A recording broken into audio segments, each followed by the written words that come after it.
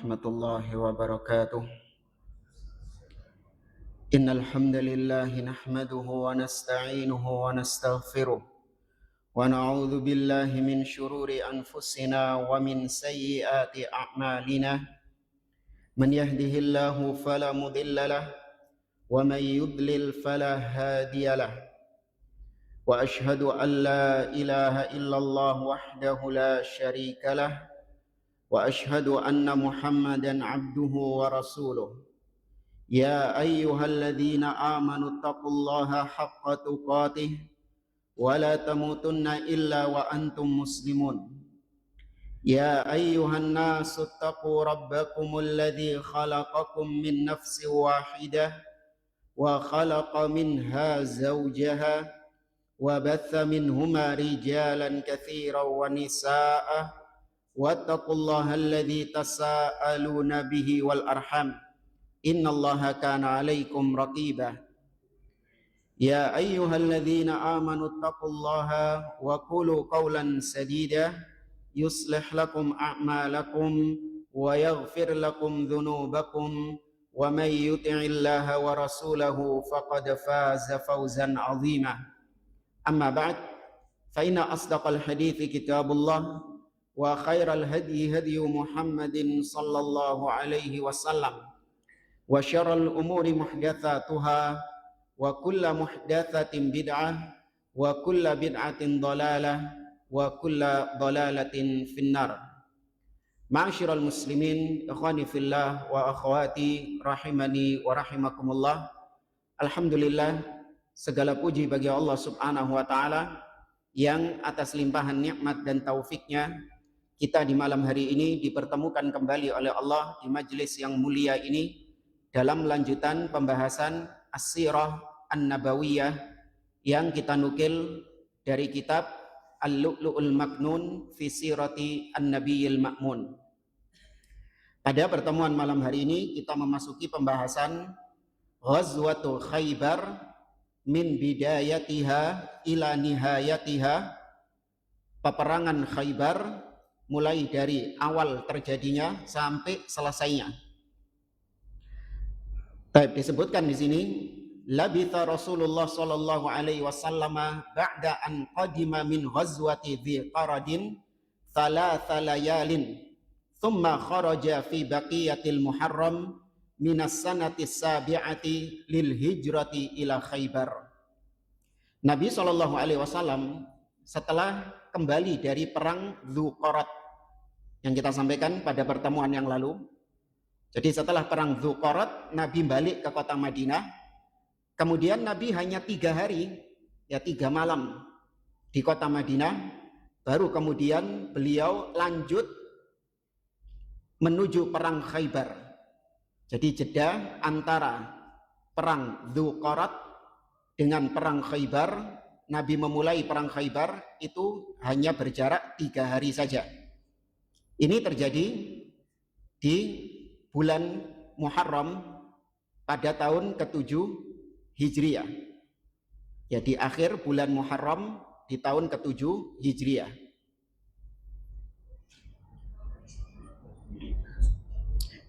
Kemudian sababul ghazwah, sebab terjadinya perang ini, yaitu perang Khaybar.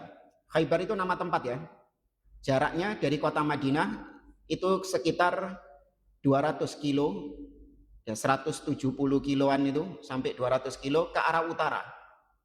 Ya, tadi tak lihat di map itu 2 jam lebih kalau naik mobil. Ya, 170 sekian kilo itu dari kota Madinah. Sebab terjadinya perang. Amma sababu hadhil ghazwati al-'azimah huwa anna ahlal Khaybar humul ladzina hazzabul ahzaba diddal muslimin. Sebab terjadinya perang yang dahsyat ini adalah penduduk Khaybar itu mengumpulkan pasukan-pasukan untuk melawan kaum muslimin, melawan Nabi dan para sahabatnya. Wa humul ladzina atharu Bani Quraidah 'alal ghadri wal khiyanati diddal muslimin. Dan penduduk Khaybar ini juga yang dulu istilahnya memprovokasi Yahudi Bani Quraidah untuk mengkhianati kaum muslimin yang ada di kota Madinah, yaitu ketika terjadi perang apa? Ahzab atau perang Khandaq. Itu sing nyetani bahasa kita adalah penduduk Khaybar ini. Sehingga terjadilah apa yang terjadi, Bani Quraidah bersekutu, bersekongkol dengan musuh. Fakanat Khaybar hiya mautinud dasaisi wat ta'amur. Maka jadilah Khaybar ini adalah tempat berkumpulnya ahlul fitnah.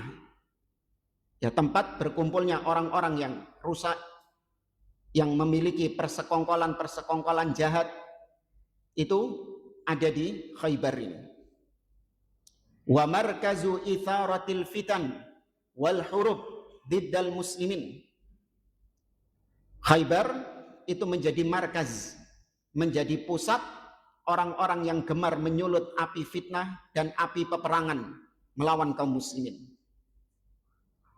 Falamma intaha Rasulullah sallallahu alaihi wasallam min amri Quraisyin bi hudnatil Hudaybiyah tafarraghal an li Khaybar.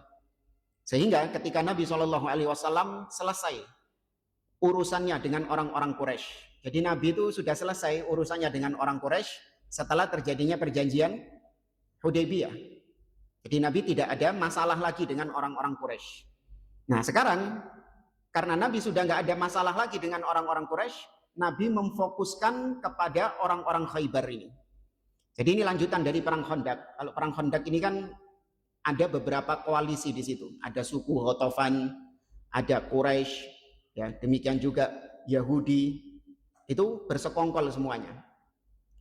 Nah, Bani Quraidah itu sudah dihukum oleh Nabi Shallallahu Alaihi Wasallam, sudah dieksekusi. Kemudian Quraisy itu juga sudah selesai urusannya. Kemudian suku Ghatafan, ini sebagian riwayat mengatakan bahwa suku Ghatafan sudah memiliki perjanjian dengan Nabi dan para sahabat, sehingga sudah tidak ada lagi masalah dengan mereka. Adapun sebagian mengatakan tidak, justru orang-orang yang ada di Khaybar itu adalah kebanyakannya suku Ghatafan ini, yang tadi menyulut api fitnah, sing ngompor-ngompori, sing nyetani, sehingga menjadi sarang konspirasi di Khaybar. Itu kata para ulama ahli sejarah adalah suku Ghatafan itu sendiri. Ala kulli hal, Nabi sekarang memfokuskan dirinya menghadapi Khaybar ini. Kemudian tabi'atu Khaybar, karakteristik Khaybar. Wa Khaybaru madinatun kabiratun dzatu husun. Khaybar ini adalah sebuah kota besar yang memiliki banyak benteng-benteng.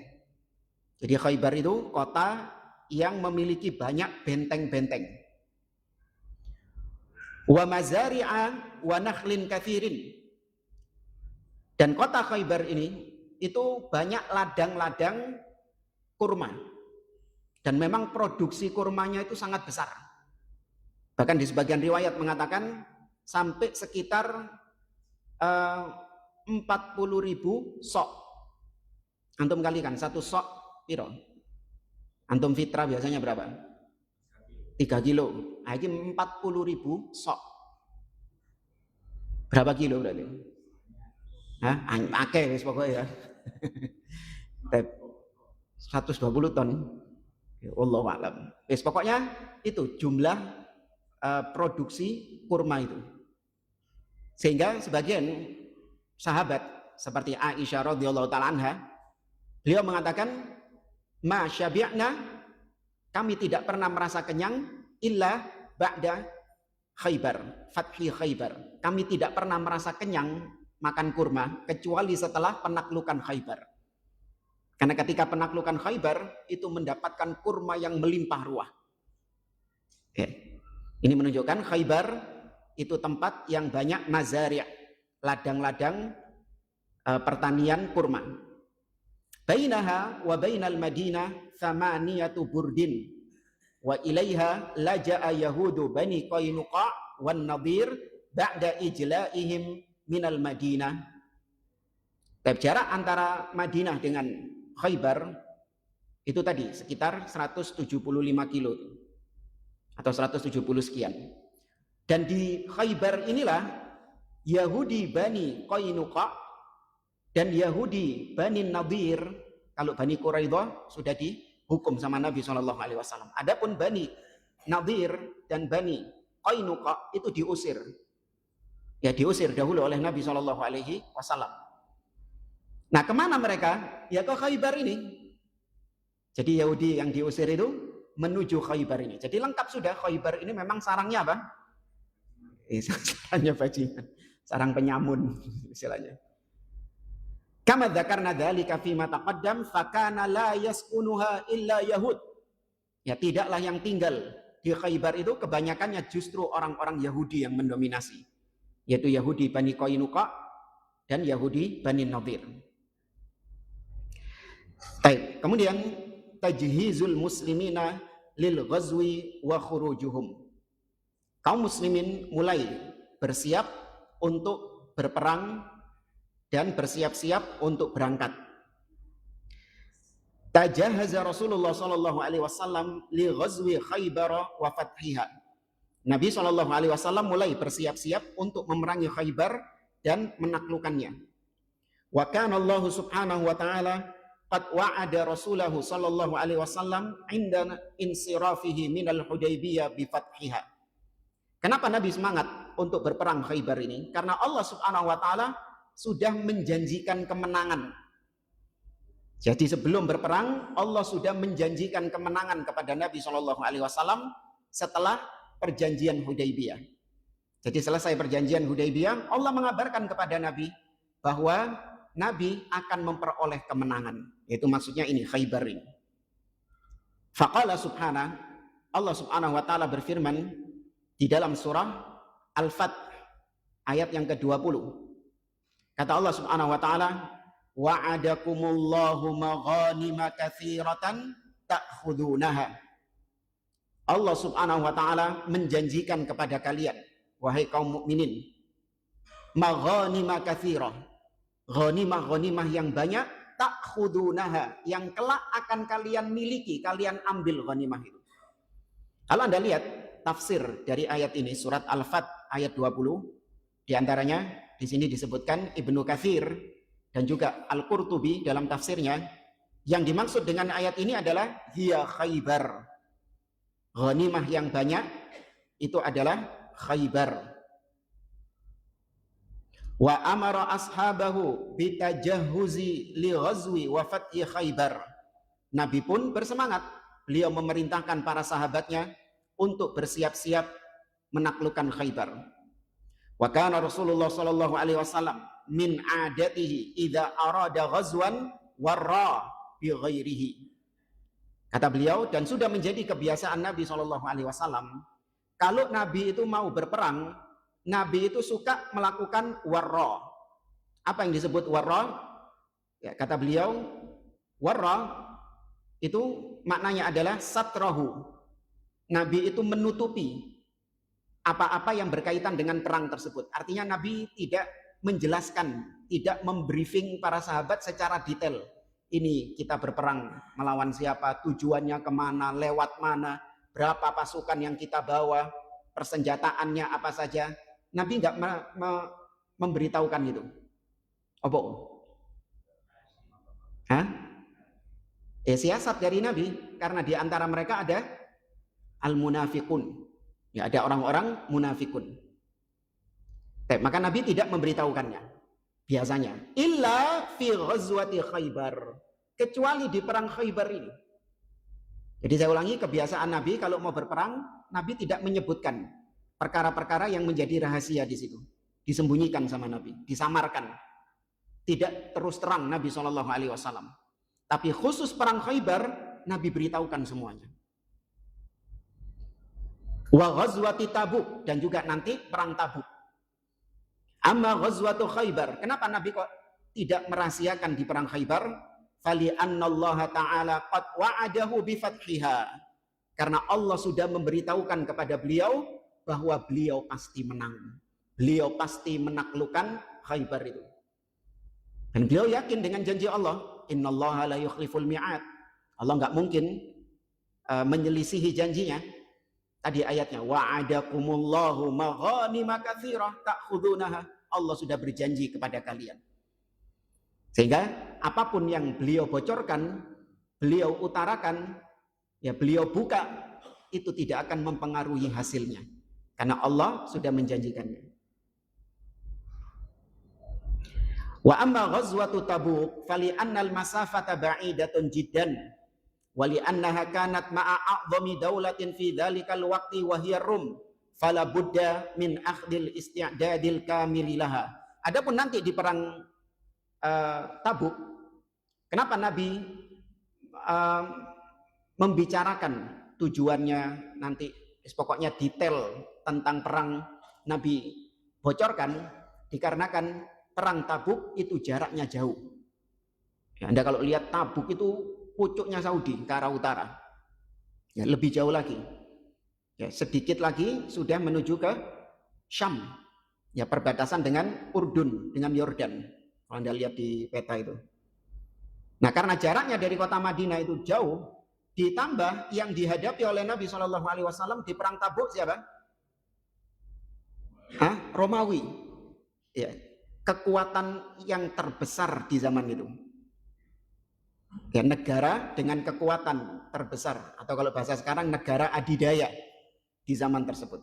Maka itu menjadikan Nabi perlu untuk mempersiapkan dengan matang strategi apa yang digunakan, ya, nanti yang pakai kuda berapa orang, yang menunggangi kuda berapa, nanti yang jalan kaki berapa, nanti kalau sampai di sana bagaimana strateginya, itu betul-betul dipersiapkan dengan matang. Tapi kalau perang-perang yang lain selain dua tadi, perang Khaybar dan perang Tabuk, Nabi tidak pernah sembarangan membicarakan itu, tapi Nabi menyamarkan sehingga yang tahu hanya sebagian orang saja. Kemudian pembahasan berikutnya, raddu ar-Rasul sallallahu alaihi wasallam al-mukhallafin. Pada perang Khaybar ini, Nabi sallallahu alaihi wasallam menolak kehadiran orang-orang mukhallafin. Ya, orang-orang mukhallafin ini orang-orang yang memang suka ngacir, absen dari peperangan. Ya, mereka mau ikut, ya suka bolos. Mereka mau ikut tapi ditolak sama Nabi sallallahu alaihi wasallam. Walamma tajahaza Rasulullah sallallahu alaihi wasallam ja'ahul mukhallafuna anhu fi ghazwatil Hudaybiyah yuriduna al-khuruja ma'ahu raja al-ghanimah. Ketika Nabi sudah mempersiapkan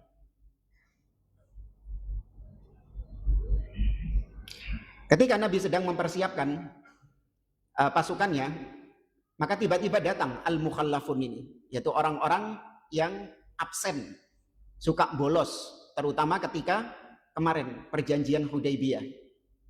Ya, ketika perjanjian Hudaybiyah mereka bolos. Atau ketika bai'at Ridwan. Kan ketika bai'at Ridwan ini kan seakan-akan Nabi itu mau perang kan? Ya enggak? Masih ingat ya ceritanya ya? Ketika bai'at Ridwan, Nabi itu meminta bai'at kepada para sahabat untuk berperang. Kalau memang terjadi peperangan harus berperang. Nah, sebagian orang mundur. Nah, yang mundur ini ketika perang Khaybar teko moro-moro, minta ikut bergabung dengan perang Khaybar, dengan pasukan perang Khaybar ini. Apa tujuannya? Raja al-ghanimah. Tujuannya untuk mendapatkan ghanimah. Ya, karena mereka tahu Khaybar ini luar biasa, ini ghanimahnya ini. Banyak hasil alam di sana, kurmanya juga banyak, ini luar biasa, banyak pertanian. Ghanimahnya gede. Jadi memang perang itu di zaman tersebut itu seperti dagang. Ya, perang itu seperti dagang. Makanya kalau ada suku Arab yang mau berperang, mereka itu mengajak koalisi dengan suku-suku yang lain, nanti kita bagi ghanimahnya. Jadi kayak dagang ngono kan. Falam ya'dzan li ahadin minhum. Namun ternyata Nabi Shallallahu alaihi wasallam tidak mengizinkan seorang pun di antara mereka. Qala Allah Ta'ala anhum, Allah Ta'ala berfirman, ini masih di surah Al-Fat ayat yang ke-15. Kata Allah, sayaqulul mukhallafuna idzan talaqtum ila maghanima lita'khuduha dzaruna nattabi'kum yuriduna ay yubaddilu kalamallah. Qul lan tattabi'una kadzalikum qala Allahu min qabl fasayaquluna bal tahsudunana bal kanu la yafqahuna illa qalila. Kata Allah, orang-orang yang mukhallafun, yang bolos, yang suka bolos itu, mereka berkata, jika kalian pergi untuk berperang dan mendapatkan maghanimah, mendapatkan ghanimah, dzaruna nattabi'um, biarkan kami ikut dengan kalian. Kata Allah, yuriduna ayyubaddilu kalamallah. Ya, mereka ingin untuk merubah janji Allah Subhanahu wa taala. Artinya Allah kan sudah berjanji bahwasanya Nabi dan para sahabat akan mendapatkan ghanimah. Nah, mereka ingin menggagalkan janji Allah itu. Sehingga yang mendapatkan ghanimah mereka, bukan Nabi dan para sahabat. Qul lan tattabi'una, katakan wahai Muhammad, lan tattabi'una. Jangan kalian ikut dengan kami.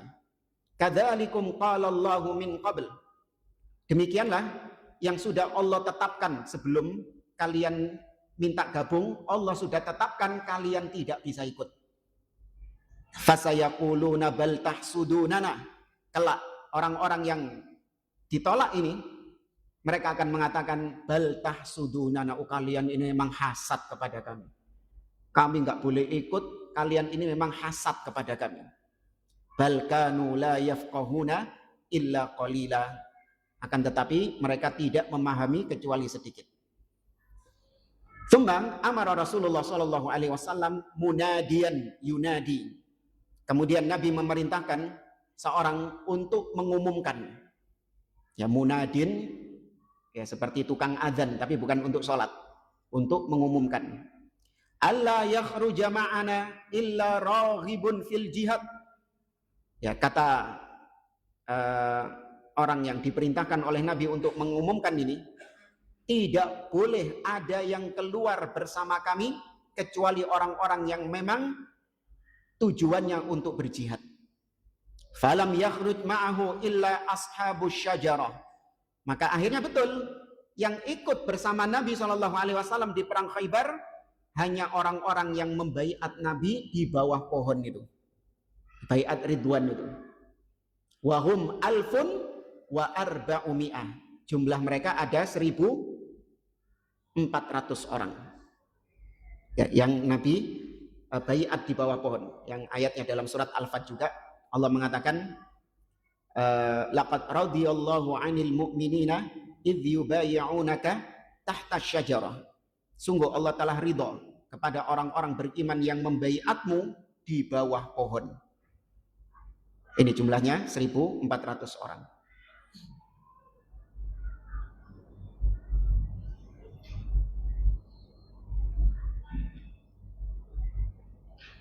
Kemudian kisah berikutnya, iltimasu Rasulillah sallallahu alaihi wasallam gulaman yakhdimuhu.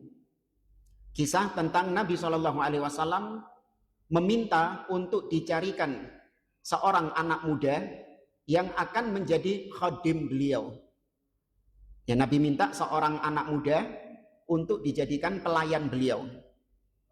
Walamma arada Rasulullah sallallahu alaihi wasallam al-khuruj li Khaybar, amara Abu Talhah al-Ansari radhiyallahu an ayyaltamisa lahu ghulaman yakhdimuhu wa huwa dhahibun ila Khaybar.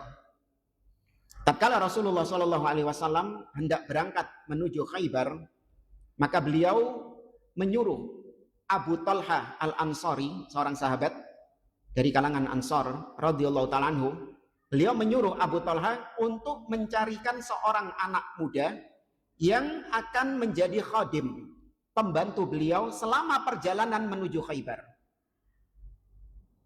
Faqad akhraja syaikhan fi sahihaihima an Anas ibn Malik radhiyallahu anhu qala.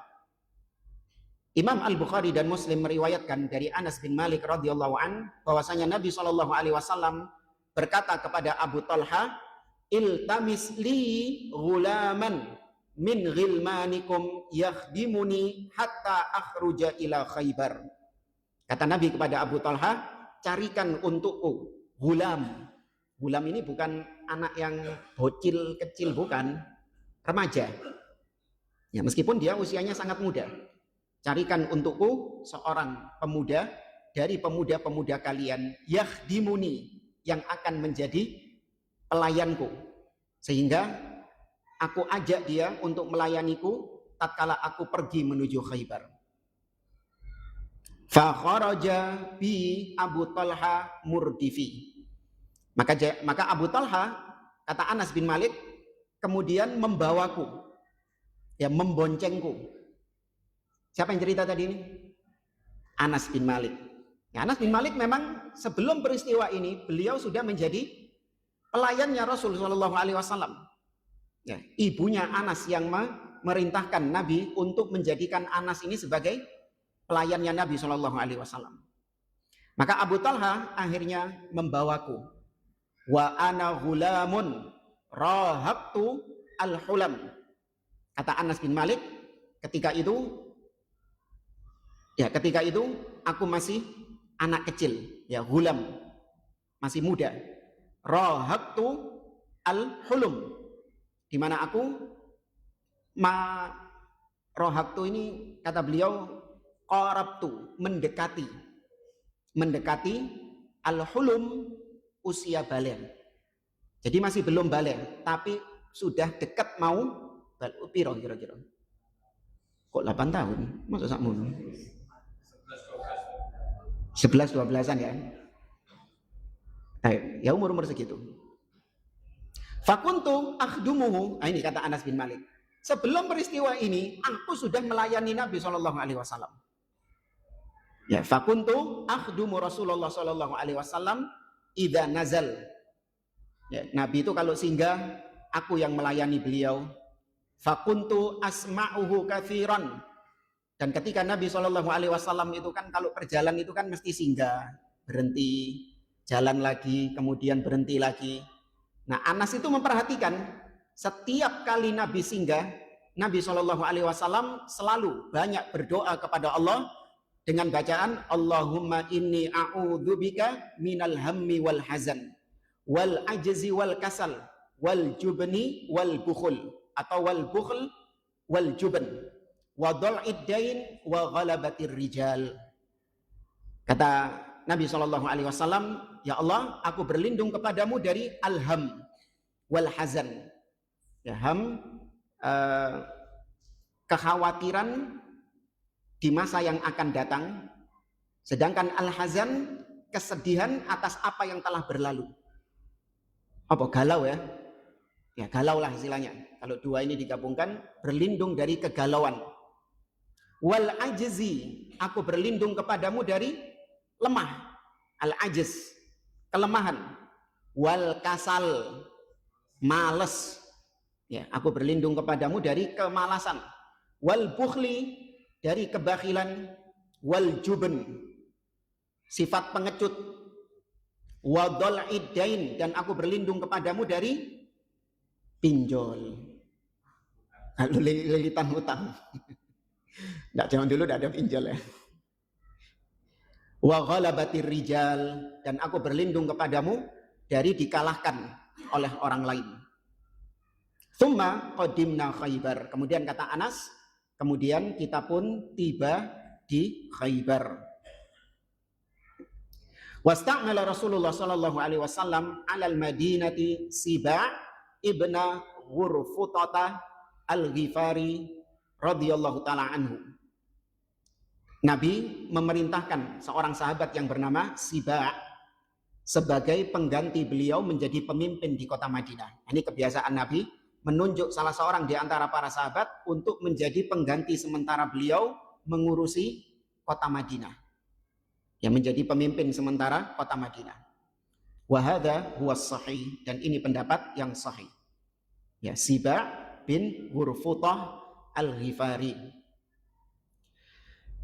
Kemudian faqad akhraja al-Imam Ahmad fi musnadihi wal Hakim fil Mustadrak wa Ibnu Hibban fi sahihi bi sanadin sahih ala syarti asy-syaikhain an Iraq ibn Malik annahu qala anna Abu Hurairah qadimal Madinah fi rahtin min qaumi wan Nabiy sallallahu alaihi wasallam bi Khaybar wa qad istakhlafa Siba ibn Ghurfutata al-Ghifari alal Madinah. Ini sama, hanya mempertegas saja.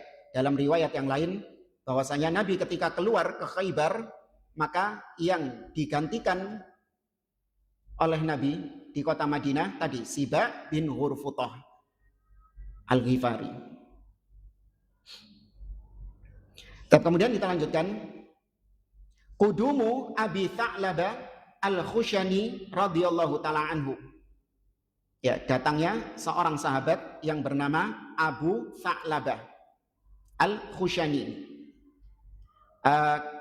Disebutkan di sini Abu Tha'labah hadza sahabiyun masyhur.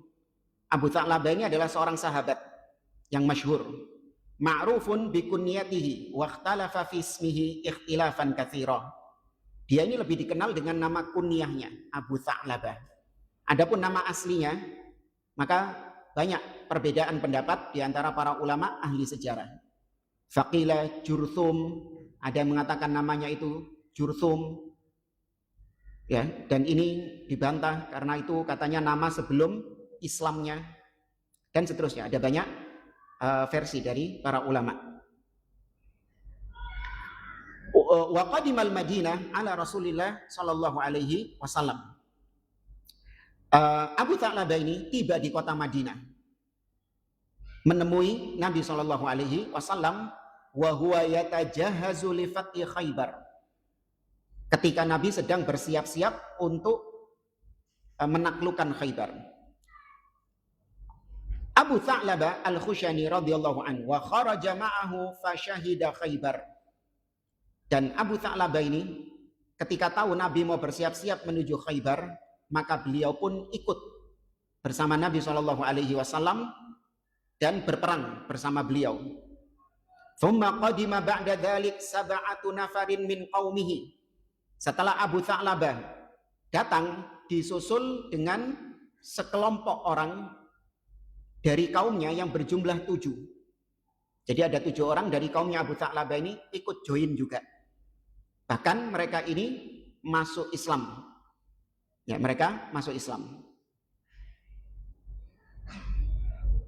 Kemudian kisah berikutnya, Tariqur Rasul sallallahu alaihi wasallam ila Khaybar wa ahdathun jarat fit tariq.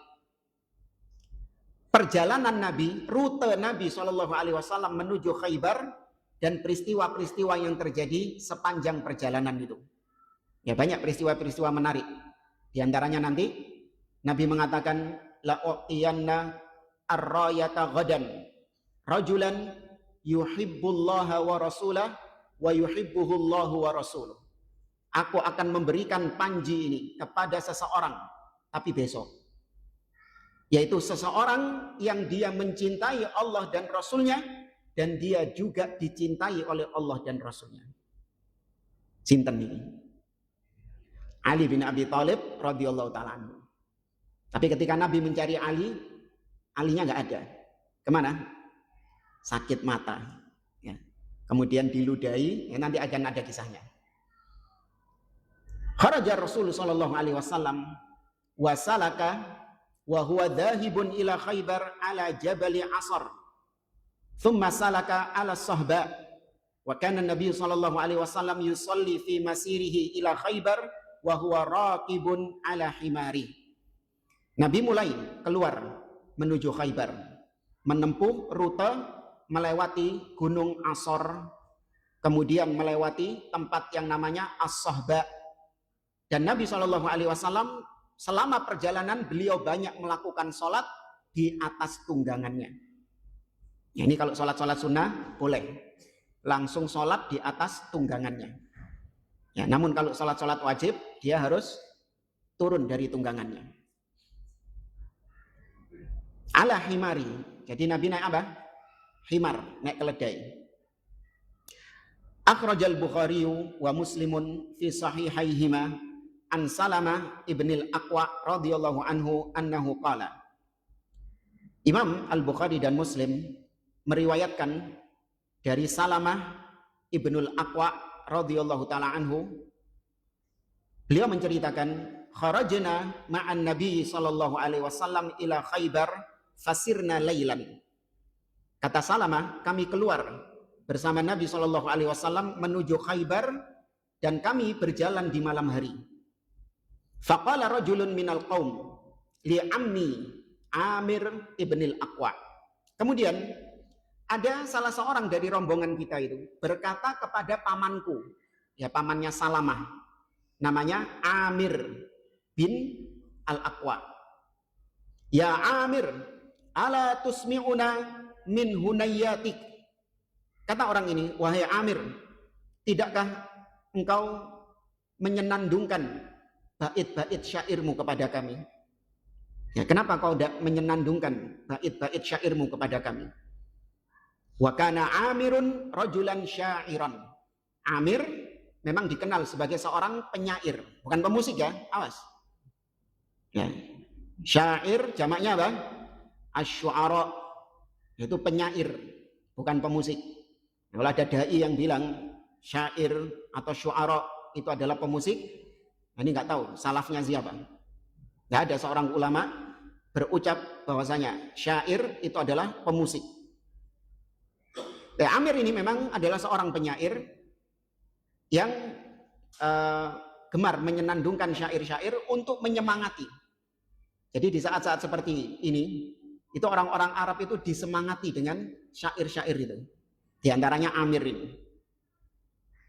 Apa istilahnya? Ditanggap.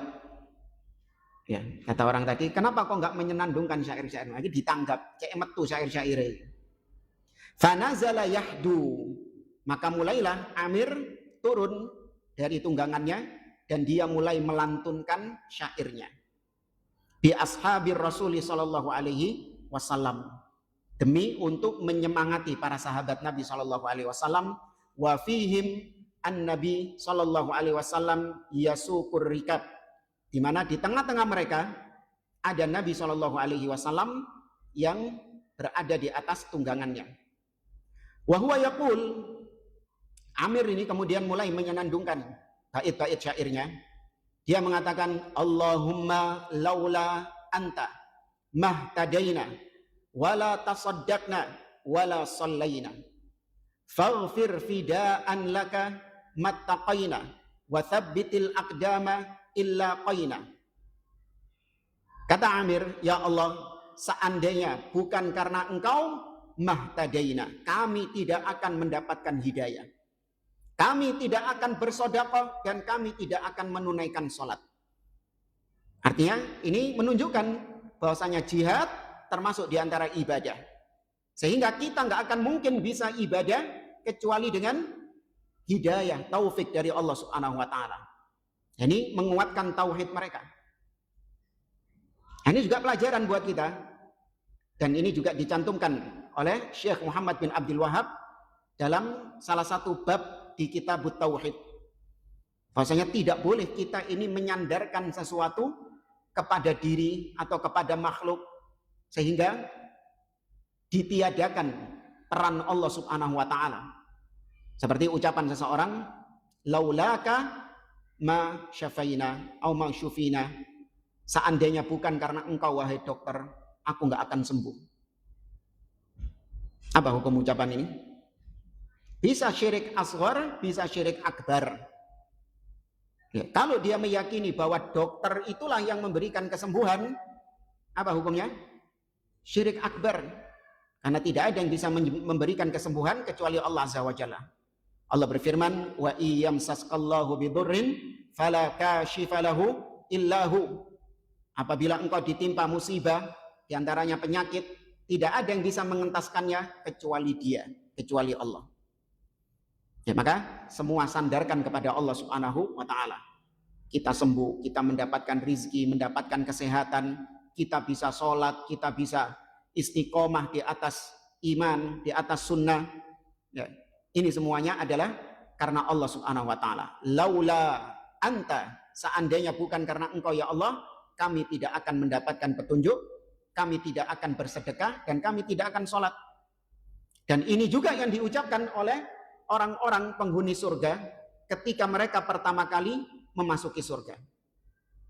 Allah Azza wa Jalla berfirman di surat Al-A'raf, kata Allah Subhanahu wa taala, wa qalu alhamdulillahilladzi hadana li hadza wa ma kunna linahtadiya laula an hadanallah. Kata mereka, segala puji bagi Allah Subhanahu wa taala yang memberikan petunjuk kepada kami sehingga kami bisa sampai ke sini, yaitu ke surga. Nas'alullaha min fadlih.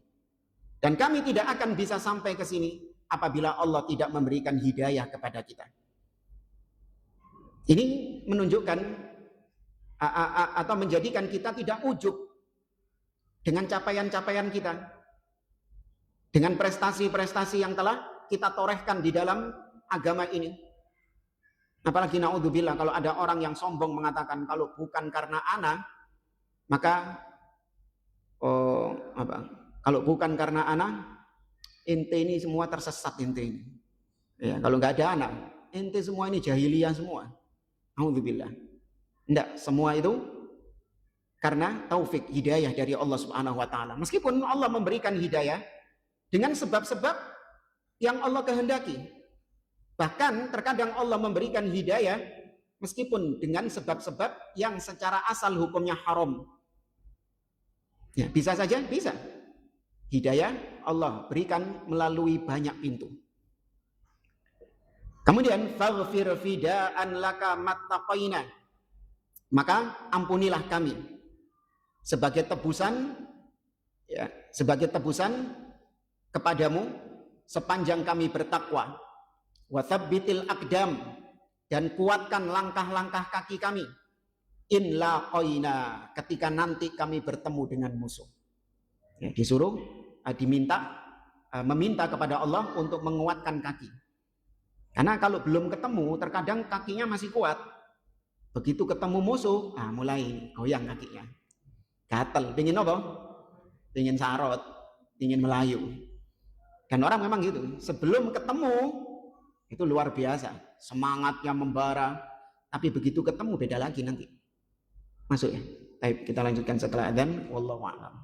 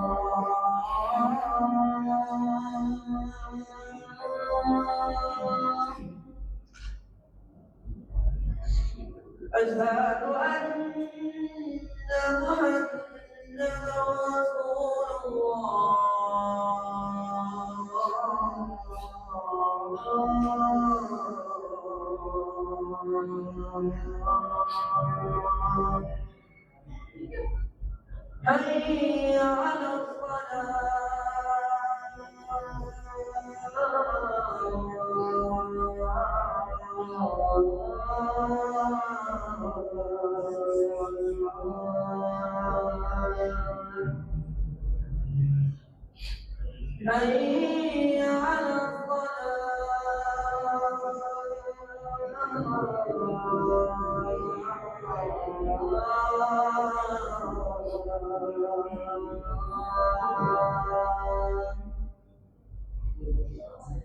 حي على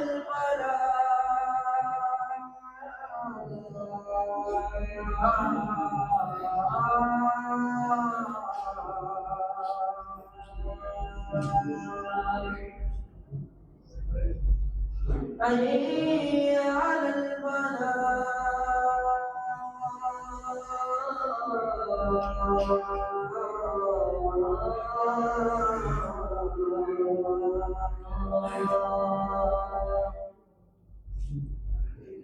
الله أكبر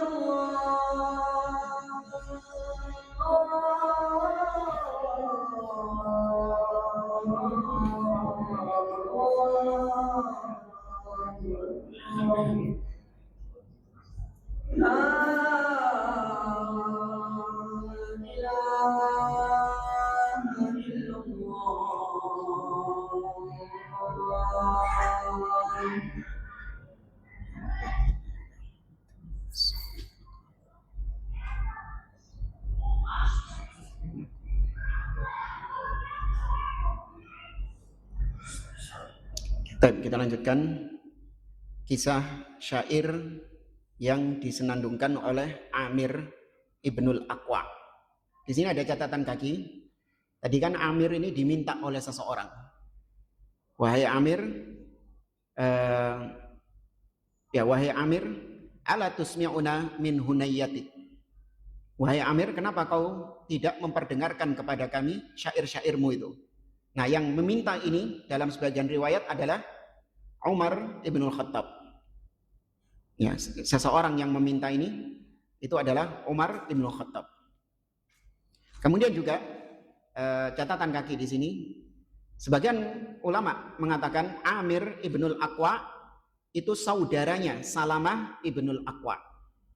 Ya, bukan pamannya Salamah Ibnul Aqwa, tapi saudaranya. Ala kulli hal, kemudian setelah Nabi mendengarkan, ini syairnya ada lagi beberapa potong, cuman kita ringkas. Faqala Rasulullah sallallahu alaihi wasallam. Maka setelah mendengar syairnya Amir tadi, Nabi bertanya, "Man hadas sa'id?" Siapa itu orang yang menuntun? Maksudnya kan Amir tadi sambil menuntun tunggangannya. Siapa itu orang yang menuntun tunggangannya itu, yang menyenandungkan syair itu? Qalu, para sahabat lain mengatakan, Amir Ibnul Aqwa. Itu yang menyenandungkan syair adalah Amir Ibnul Aqwa. Qala sallallahu alaihi wasallam, Nabi pun kemudian mengatakan, yarhamuhullah, semoga Allah merahmatinya. Dalam riwayat yang lain disebutkan dari Iyas bin Salamah. Qala Rasulullah sallallahu alaihi wasallam, ghafara laka rabbuk. Salamah didoakan oleh Nabi sallallahu alaihi wasallam, semoga Rabbmu mengampunimu. Ya, semoga Allah mengampunimu. Nah, dikomentari sama Iyas, wa mastaghfara Rasulullah sallallahu alaihi wasallam li insanin yakhussuhu illa ustushhida. Kata beliau, Nabi tidak pernah mendoakan ampun secara khusus kepada seorang sahabat kayak tadi, semoga Allah mengampunimu. Nah, Nabi nggak pernah mendoakan secara khusus kepada seorang sahabat dengan ampunan kecuali orang ini syahid. Nah, kecuali orang ini nanti syahid. Fanada Umar Ibn Khattab radhiyallahu ta'ala anhu wa huwa ala jamalin lahu. Maka ketika mendengar Nabi mengatakan semoga Allah mengampunimu wahai Amir, Umar pun kemudian mengatakan, dan beliau berada di atas untanya, ya Rasulullah, laula matta'tana bi Amir. Wahai Rasulullah, kenapa tidak engkau biarkan kami bersenang-senang dengan Amir ini? Maksudnya, biarkan Amir ini menyenandungkan syair-syairnya untuk kami, karena kami semakin semangat kalau dihibur dengan syair-syairnya Amir ini. Malah didungak nopo syahid gitu. Dan betul, wa qad istushhida Amirun radhiyallahu anhu fi hadhil ghazwa kama sayati. Dan Amir ini betul nanti beliau akan syahid di perang Khaybar ini. Sebagaimana nanti akan datang kisahnya. Para jamaah rahimani wa rahimakumullah. Kemudian kita lanjutkan sedikit. Wusulu al-muslimina ila Khaybar wa igharatuhum 'alaiha.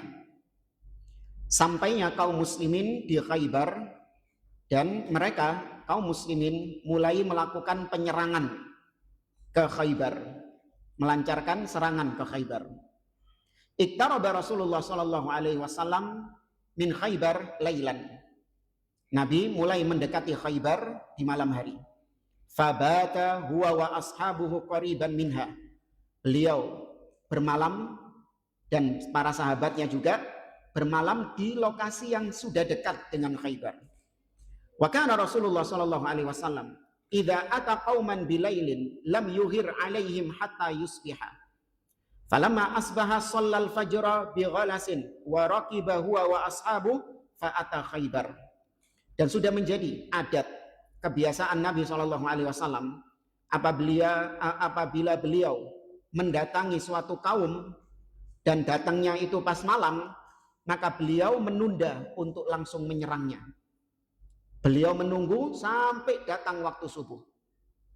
Ya, ketika sudah datang waktu subuh, beliau mendirikan sholat. Ya, sholat subuh. Sampai waktu ghalas. Ghalas ini bukan terang, sudah mulai terang. Tapi ya masih gelap, transisi. Ya, transisi dari gelap menuju terang. Itu ghalas. Barulah ketika waktu itu Nabi SAW mulai menunggangi tunggangannya bersama para sahabat untuk menuju Khaybar. Falamma asyrafa Rasulullah sallallahu alaihi wasallam ala Khaybar qala li ashabi. Maka tatkala Nabi sallallahu alaihi wasallam sudah menghadap ke Khaybar, sudah melihat Khaybar itu, ya sudah melihat Khaybar, maka Nabi sallallahu alaihi wasallam mengatakan kepada para sahabatnya, "Qifu." Ya, stop. Tsumma qala, kemudian Nabi sallallahu alaihi wasallam berdoa. Nabi mengatakan, "Allahumma rabbas samawati wa ma adlalna wa rabba al-aradina wa ma aqlalna wa rabbas syayatina wa ma adlalna wa rabbar riyahi wa ma adraina fa inna nas'aluka khaira hadhil qaryah wa khaira ahliha wa khaira ma fiha wa na'udzubika min syarriha wa syarri ahliha wa syarri ma fiha aqdimu bismillah." Kata Nabi SAW, "Ya Allah, Rabb pemilik langit-langit, wa ma adlalna, dan apa yang dinaungi dari langit-langit itu. Wahai Rabb pemilik bumi dan apa yang ada di atasnya. Wahai Rabbnya syaitan, ya, Rabbas syayatin, wahai pemilik syaitan, wa ma adlalna, dan apa-apa yang disesatkan oleh syaitan itu. Wahai pemilik angin, ya Rabbar riyah, pencipta angin, wa ma adraina, dan apa yang dihembuskan oleh angin itu." Tapi ini diantara adab, yaitu memanggil Allah subhanahu wa ta'ala, memuji Allah subhanahu wa ta'ala, mengagungkan Allah. Baru kemudian masuk request. Kan itu ya, kalau di surat Al-Fatihah. Surat Al-Fatihah itu kan doa ya. Mana bagian doanya? Ihdinas siratal mustaqim. Sebelum itu isinya apa? Pujian kepada Allah, pengagungan kepada Allah. Alhamdulillahirabbil alamin arrahmanir rahim maliki yaumiddin. Ya, kemudian menunjukkan ketundukan kita, penghambaan kita, merendahkan diri. Iyyaka na'bud wa iyyaka nasta'in. Nah, baru kemudian melebu requestnya, doanya. Ihdinas siratal mustaqim. Maka di antara adab dalam berdoa adalah memuji Allah, mengagungkan Allah. Baru kemudian masuk inti doanya. Nabi mengatakan, "Fa inna nas'aluka," sesungguhnya kami memohon kepadamu ya Allah, "khaira hadhil qaryah," kebaikan dari negeri ini.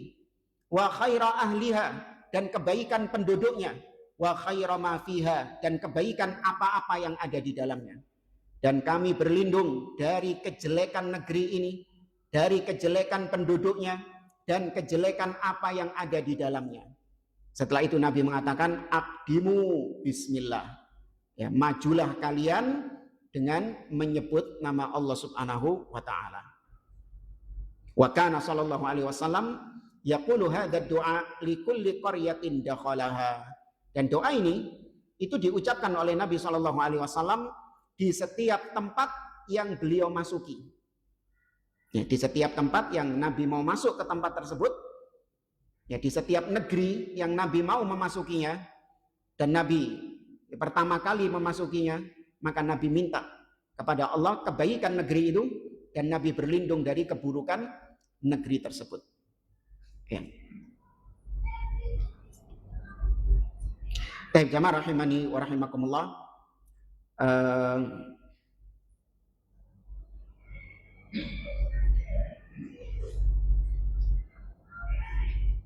Insyaallah pada pertemuan berikutnya, ini di sini beliau menyebutkan nama benteng-benteng yang ada di Khaybar.